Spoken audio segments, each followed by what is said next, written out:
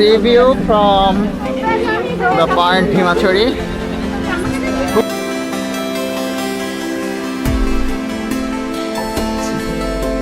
আমরা এখন যাচ্ছি কক্সবাজারের এই টেকনাফ এরিয়ার বিস্তীর্ণ লবণ ক্ষেতের মধ্যে দিয়ে। চারিদিকে এরকম লবণ চাষ করা হচ্ছে বিশেষ পদ্ধতিতে। জ্বরের পানি বিশেষ পদ্ধতিতে এই জায়গায় ঢোকানো হয় এবং কয়েকদিন পরে এইরকম লবণ উৎপাদন করা হয়। অ্যান্ড ওই পাশে হচ্ছে একেবারে মিয়ানমারের পাহাড়গুলা। এই পাশে না না এগুলো লবণ ক্ষেত। টেকনাফ থেকে এই শাহপরী দ্বীপে যেতে যেতে আমরা লবণ চাষ প্রক্রিয়া দেখতে পাই। আসলে বাংলাদেশের যেসব লবণ প্রক্রিয়াজাত হয় বা আমরা যেসব লবণ খাদ্য হিসেবে পেয়ে থাকি সেগুলো এই ক্ষেত থেকেই মূলত প্রসেসটা শুরু হয়। আসলে এখানে জোয়ারের পানি এই জমিতে আটকানো হয় এবং পরবর্তীতে বিশেষ প্রক্রিয়ায় লবণ সংগ্রহ করা হয়।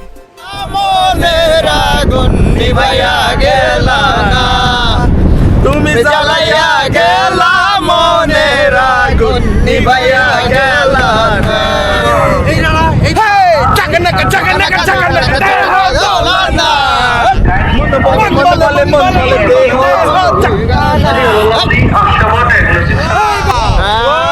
That is the Sapuraddi.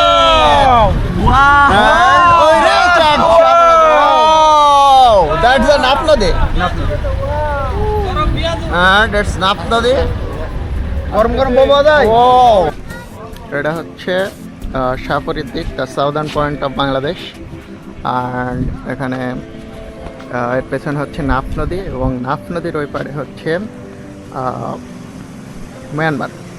এবং এই নাফ নদীর এই এরিয়াটা এবং এর এই পাশে যে পুরো এরিয়াটা আছে, এই পুরো এরিয়াটা জুড়ে হচ্ছে যে রোহিঙ্গারা ওই পাশ থেকে, মানে ওই পাহাড়ের ওই পাশে আরাকান রাজ্যে যে রোহিঙ্গারা অত্যাচারিত হয়েছিল মিয়ানমার সরকার দ্বারা, তারা হচ্ছে এই নাফ নদী ঘিরে কক্সবাজারে আশ্রয় নেয়।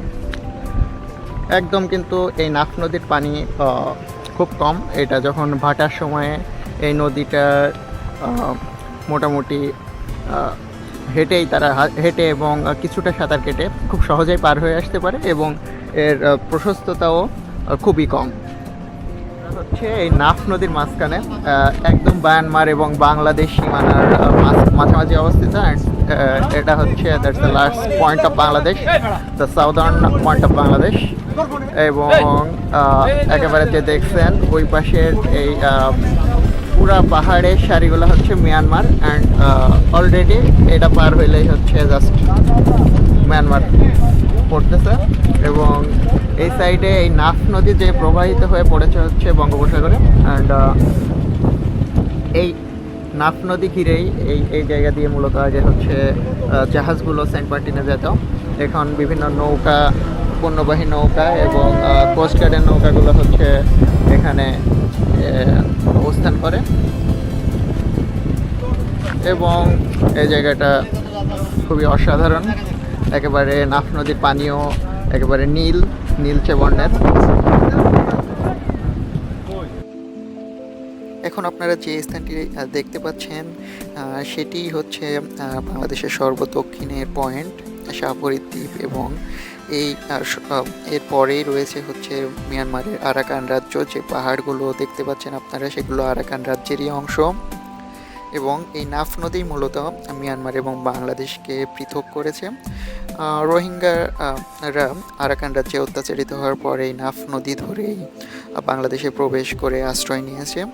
আপনারা এখানে প্রচুর নৌকা এবং যে নাফ নদীর সৌন্দর্য সেটি উপভোগ করতে পারবেন।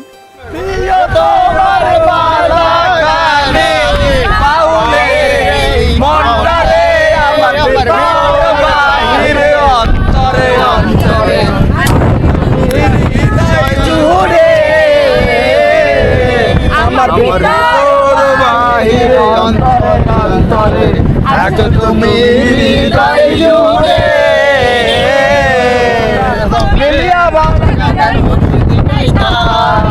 আগে কি সুন্দর দিন কাটাইতাম, আগে কি সুন্দর দিন কাটাইতাম।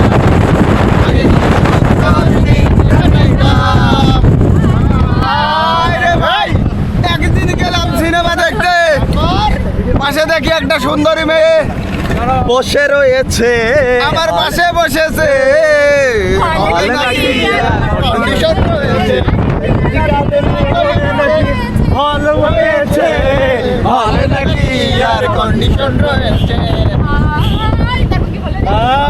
আয় রে ভাই টিকিট কেটে দেখি সেই সুন্দরী মেয়েটা আমার পাশে বসেছে হলে নাকি আর কন্ডিশন রয়েছে কাটলির মনে একটা হল রয়েছে হলে নাকি আর কন্ডিশন রয়েছে একটি কাটলির মনে একটা হল রয়েছে হলে নাকি আর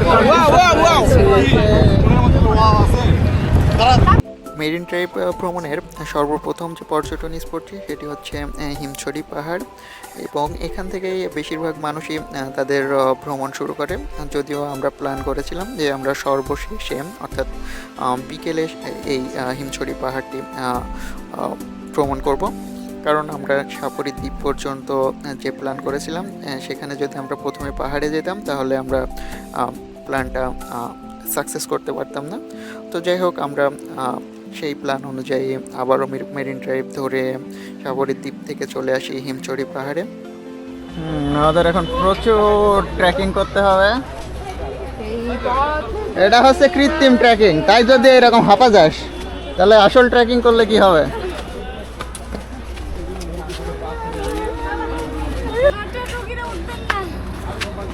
কেমন অনুভূতি?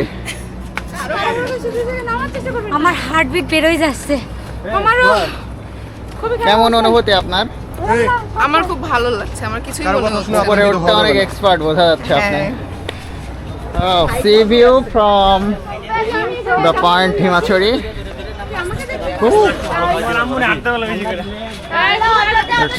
হিমাচড়ি point sea view. It's amazing. আসলে পাহাড়ে ওঠা সবসময়ই কষ্টের, তবে আপনি যখন পাহাড়ে উঠে যাবেন পাহাড় তার সৌন্দর্যের মাধ্যমে আপনার সেই কষ্টকে ভুলিয়ে দেবে। এবং আমরা এই হিমছড়ি পাহাড়ে ওঠার পরে দেখতে পাই কক্সবাজার সমুদ্র সৈকতের সবচেয়ে নৈসর্গিক যে দৃশ্যটি সেটি। আসলে যারা প্রশ্ন করেন বা যারা ভাবেন পাহাড় নাকি সমুদ্র সুন্দর, সেই প্রশ্নের সবচেয়ে যথার্থ উত্তর এই হিমছড়ি পাহাড়েই লুকিয়ে আছে। কারণ আপনারা হিমছড়ি পাহাড় থেকে সমুদ্রের যে সবচেয়ে নৈসর্গিক দৃশ্য সেটি দেখতে পাবেন, অর্থাৎ আপনারা একের মধ্যে দুই পেয়ে যাবেন এই হিমছড়ি পাহাড় থেকে।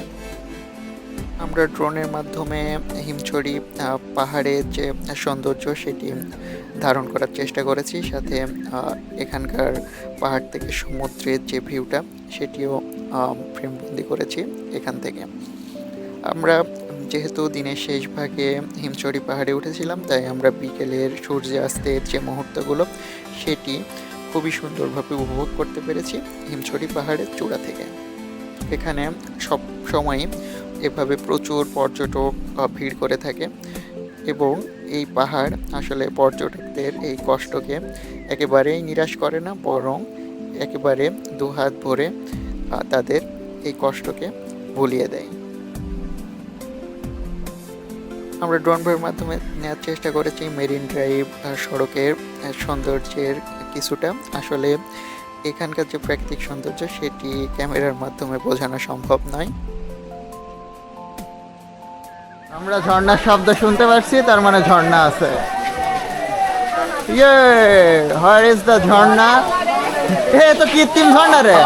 সি সি সি সি সি সি সি নাউজুবিল্লাহ, আস্তাগফিরুল্লাহ আস্তাগফিরুল্লাহ। এ তো কৃত্রিম ঝর্ণা। এ মোটর দিয়ে চালাচ্ছে রে, মোটর দিয়ে চালায়। এ তো ঝিঙেদার ইয়ে পার্কে আছে, কি পার্ক জানো? ড্রিম ভ্যালি পার্কে আছে, ভালো ঝর্ণা আছে। সি সি সি সি সি আস্তাগফিরুল্লাহ। এই ঝর্ণা দেখতে সিটারি মারে এই কক্সবাজারে না আমাদের আনেছে।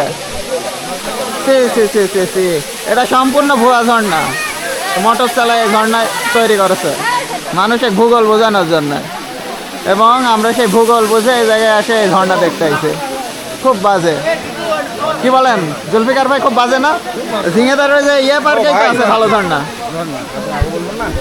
এই কক্সবাজার ট্যুরের সবচেয়ে হতাশাজনক যে অধ্যায়টি ছিল সেটি হচ্ছে এই হিমছড়ির ঝর্ণাটি। আসলে কৃত্রিম ঝর্ণা এখন দেশের বিভিন্ন পার্কেই দেখতে পাওয়া যায়, সেজন্য এই পাহাড় এবং সমুদ্রের এই প্রাকৃতিক স্থানে এসে ঝর্ণাটি বেশ বেমানান। তবে আমরা হিমছড়ি পাহাড়ের স্পট থেকে বেরিয়ে চলে যাই এই পাহাড়ের সামনেই সমুদ্র সৈকতে। আমরা এদিনের গোধূলি লগ্নটা উপভোগ করি সবাই মিলে এই হিমছড়ির পাহাড়ের সামনে থেকে। এবং আমাদের কক্সবাজার সেন্ট মার্টিন ট্যুরের এই তৃতীয় পর্বের মাধ্যমে শেষ হয় কক্সবাজার পার্ট।